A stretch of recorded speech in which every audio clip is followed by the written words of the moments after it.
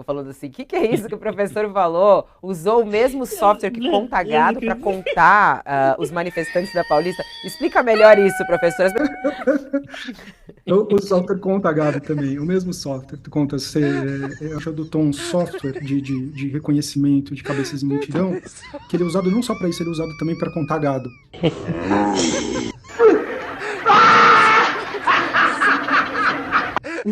Os pesquisadores vão nessas fotos e dão um zoom, dividem elas em quadrantes, dão um zoom e marcam manualmente na cabeça.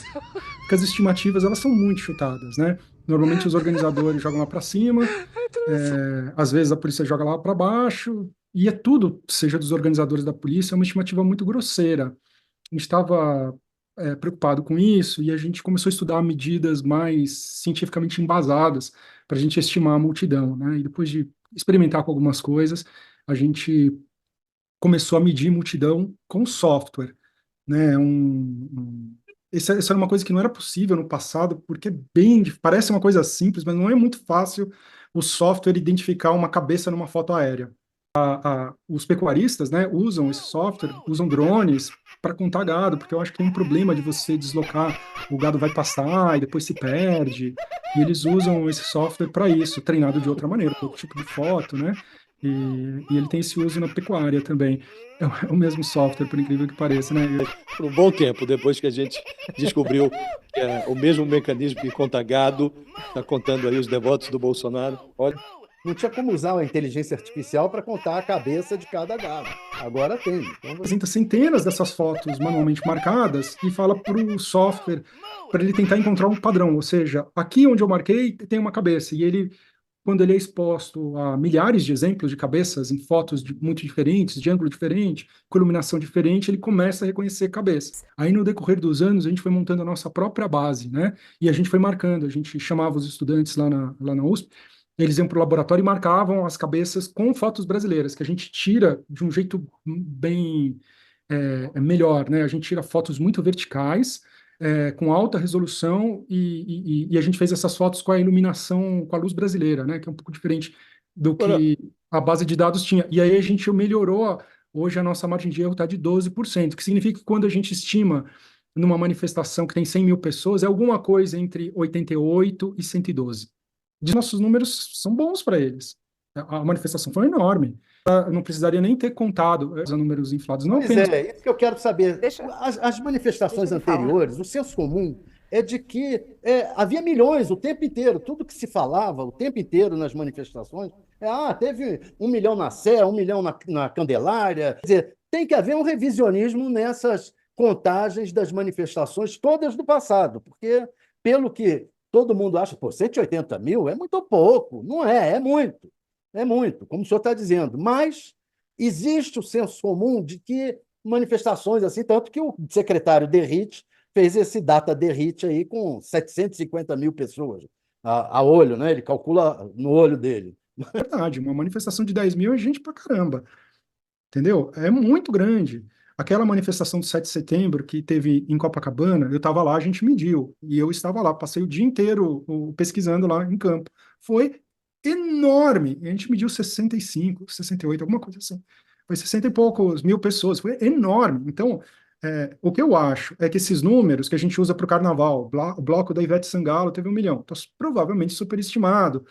Virada na Paulista teve 2 milhões, sabe? Todos os números de carnaval, de virada, não só dos eventos políticos, estão superestimados, e aí as pessoas acham que a gente está fazendo, a gente está minimizando, a gente não está. Esses são números, eu acho, de tudo que tem hoje no cenário político, eu acho que as estimativas que a gente dá são as mais confiáveis. Eu defendo os nossos números, eles são públicos. Você pega as fotos, você só nos mandar um e-mail, a gente dá as fotos, contem as pessoas. olha, Dá para fazer mesmo na mão se você quiser, se você não tiver software para fazer. Eles são números que a gente produz e são passíveis de revisão. É totalmente diferente das outras estimativas que estão por aí, que alguém bateu o olho e falou: tem uns 10 quarteirões, deve ser 1 milhão de pessoas. O professor, é muito Pablo, não, interessante quando o senhor por fala favor, que é um Fabiola. número muito alto. Basta você pensar em estádio de futebol. O jornalismo a gente sempre usa, né, essa lembrança. É como se tivessem ali 3 Morumbis lotados, né? É muita gente. É isso que o senhor está falando, né? 185 mil pessoas é muita gente. São 3 estádios de futebol absolutamente abarrotados de pessoas, para a gente ter uma ideia da quantidade.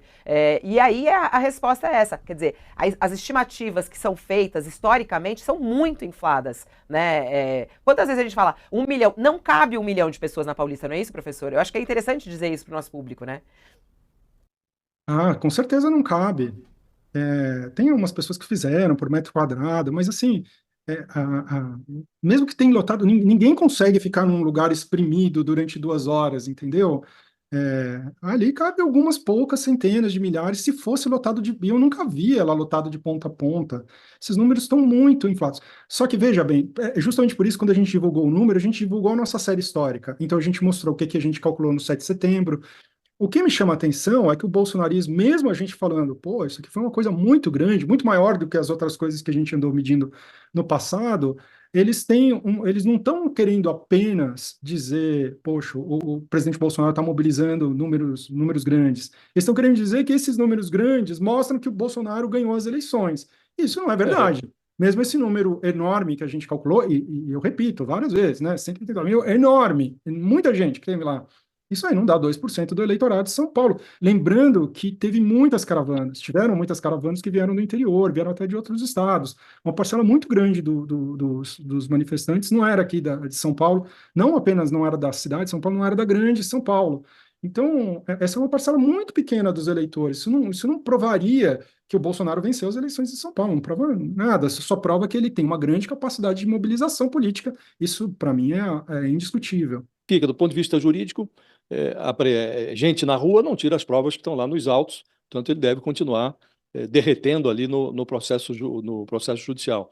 Aquela busca e apreensão da PF, que mostrou um pedaço dos processos, à medida que a gente vai conhecendo pedacinhos do processo, a gente vai vendo que as provas estão emergindo, que o cerco está se fechando, me parece um pouco inevitável que o Bolsonaro vá ser comprometido e eventualmente preso, porque já tem, pelo que a gente sabe, um conjunto de evidências bem significativo. Se ele for preso, não vai acontecer nada, né? Pode ter um acampamento ali do lado da cadeia onde ele for acomodado, né? Do lado da sede da polícia, como houve com o Lula, mas convulsão social não há no horizonte, não lhe parece? Eu acho que convulsão não vai, mas eu acho que eles vão ficar muito mais inconformados que os lulistas ficaram. Se a gente lembrar... Acho muito importante, professor Pablo Hortelado, muito respeitado, um pesquisador muito respeitado, né, da USP e atuante muito nessa questão da análise estamos colocando, política. né, Fabíola, eu preciso realçar, nós estamos colocando ciência no meio do achismo, né? Estamos desenvolvendo uma metodologia para contar efetivamente as multidões, né? Isso é relevantíssimo para você fazer análises políticas, como a gente faz, para você, enfim, ver para onde o vento está soprando, né? Então, é relevantíssimo esse trabalho que está sendo feito pelo monitor do debate político aí da USP, e é extraordinário que a gente possa ter essa ferramenta, né? E vai ser uma revolução na imprensa, em nós mesmos, porque a gente estava acostumado a essa coisa de milhão. Tem 1 milhão aqui, 1 milhão ali, e agora não. Agora, a partir de agora, vamos ter que dizer números mais razoáveis, porque senão daqui a pouco... E outra coisa, né, vocês na época que vocês faziam as reportagens na rua, né, eu mesmo já estive em várias manifestações como repórter na época da CBN, e a gente via como que esse número era calculado, era bem na barriga mesmo, assim como o professor está falando, ali, um grupo de jornalistas para a Polícia Militar, qual é a estimativa, e aí vinha alguém... Acho que 30 mil, e aí vai, solta esse número, né, na verdade...